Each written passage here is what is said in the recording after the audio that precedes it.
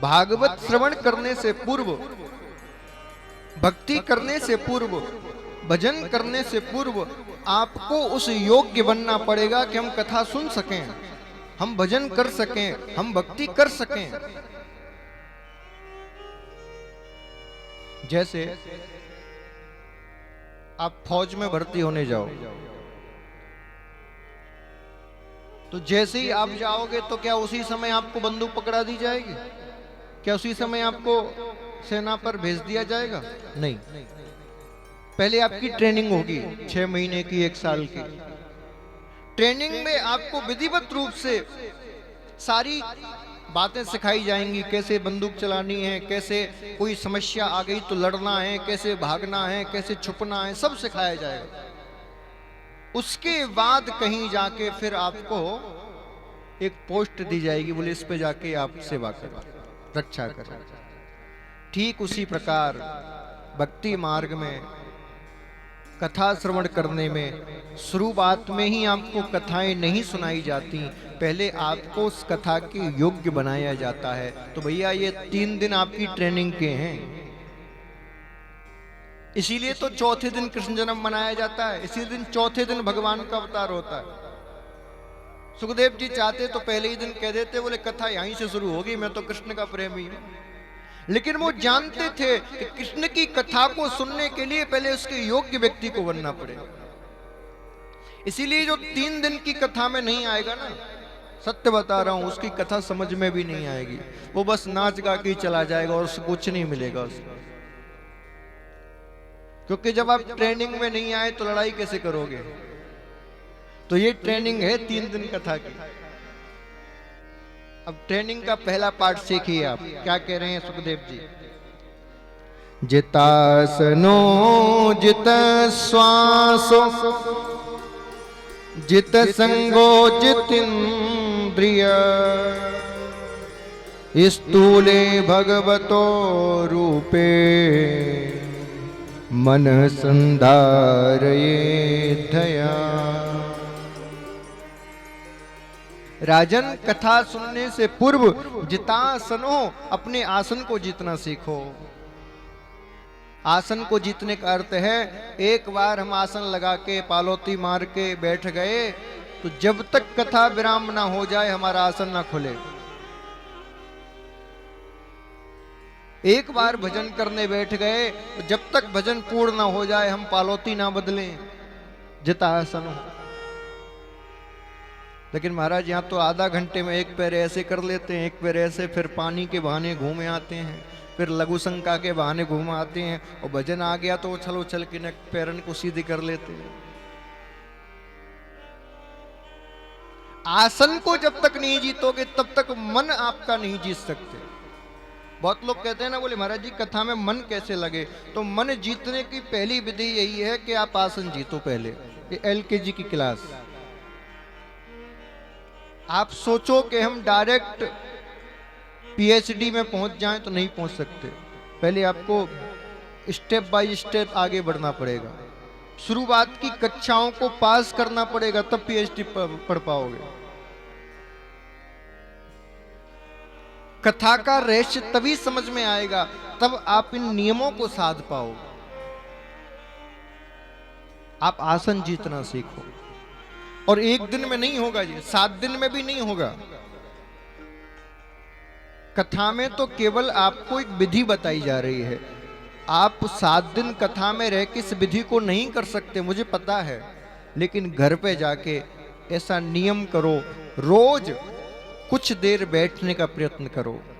पहले 5 मिनट, फिर 7 मिनट, फिर 10 मिनट, रोज 2-2 मिनट बढ़ाओ।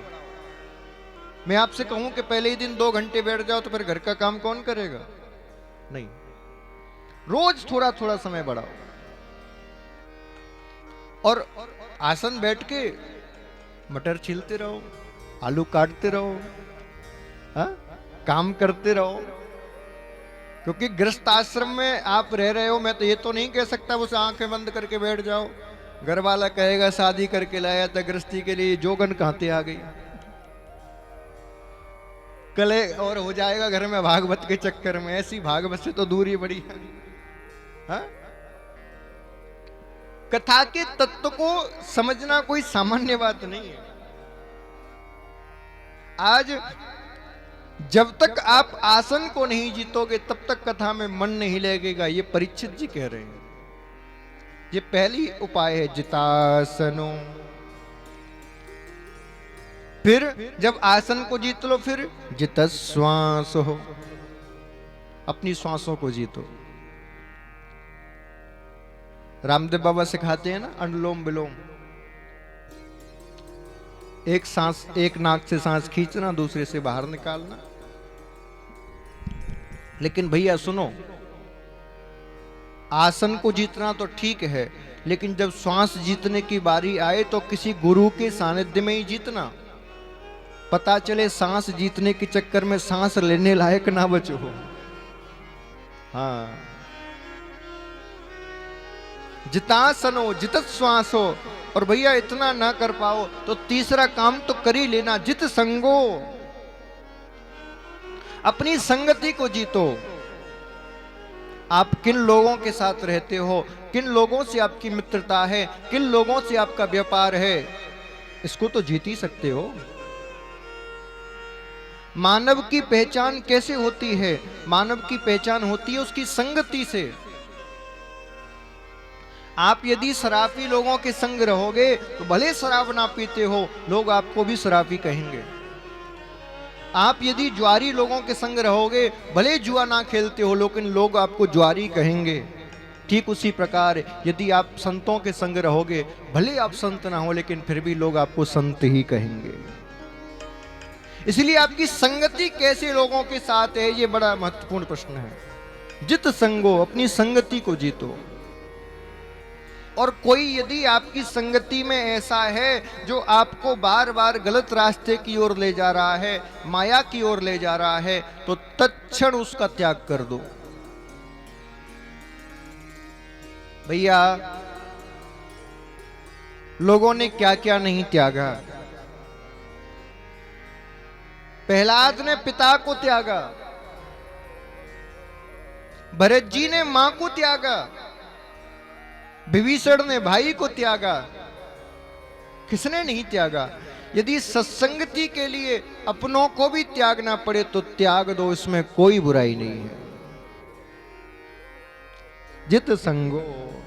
और अंत में कहा जितेंद्रिय। ये काम बड़ा महत्वपूर्ण है। 10 इंद्रियां हैं मानव के जीवन में, 5 कर्मेंद्री और 5 ज्ञानेंद्री। बड़े ध्यान से सुनना आप। सारा शरीर हमारा इन 10 इंद्रियों से ही चलता है। 5 कर्मेंद्रियां आपको संसार के बाहरी काम करने के लिए प्रोत्साहित करती हैं, और 5 ज्ञानेंद्रियां आपको आंतरिक कार्य करने के लिए प्रोत्साहित करती हैं। अब देखो इंद्रिय कैसे काम करती है, मैं आपको बताऊं। आंख हमारी इंद्रिय है, दृष्टि इंद्रिय। आंख कहती है कि सुंदर दृश्य देखो, जिह्वा कहती है सुंदर पकवान खाओ, कान कहते हैं मधुर संगीत सुनो। और सुंदर के नाम पर हम क्या देखते हैं, क्या सुनते हैं, क्या खाते हैं, आप सब जानते हो, मुझे बताने की जरूरत नहीं। इंद्रियों को जीतने का अर्थ क्या है? यदि आपकी जिह्वा कह रही है कि आज मुझे पिज्जा खाना है, रसगुल्ला खाना है, तो फिर उस दिन मत खाओ। ये जीतने का मतलब है। या फिर इतना खा लो कि बाद में फिर खाने की इच्छा ना हो।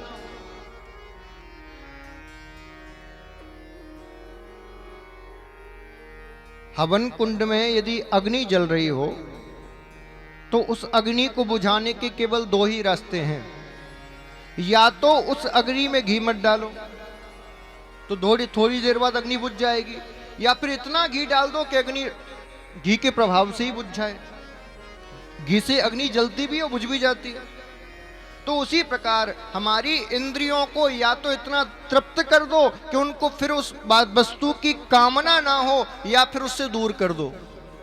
दो ही तरीके से जीत सकते हो, तीसरा कोई साधन नहीं। तो आपके लिए तो दूसरा साधन ही अच्छा है, क्योंकि पहला तो आप करोगे नहीं, छोड़ने की तो बात ही नहीं महाराज। तो दूसरा साधन कर लो। यदि आपकी अच्छे पकवान खाने की इच्छा है तो एक बार में इतने खा लो कि फिर इच्छा ही समाप्त हो जाए। जितासनो जित श्वासो जित संगो जितेंद्रिय, और अंत में कहा स्थूले भगवतो रूपे मन संधारे धिता धिया। अपने इस स्थूल शरीर को भगवान के रूप में लगा दो। दो शरीर होते हैं, एक स्थूल एक सूक्ष्म। स्थूल शरीर कौन सा है? जो आपको दिख रहा है। लेकिन एक शरीर और है जो हमारे हृदय में है, जो सूक्ष्म शरीर जिसको बोला जाता है। तो इस स्थूल शरीर की उपयोगिता कब है? जब हम इस स्थूल शरीर को गोविंद के चरणार बिंदों में लगा देंगे, तब इस स्थूल शरीर की उपयोगिता है।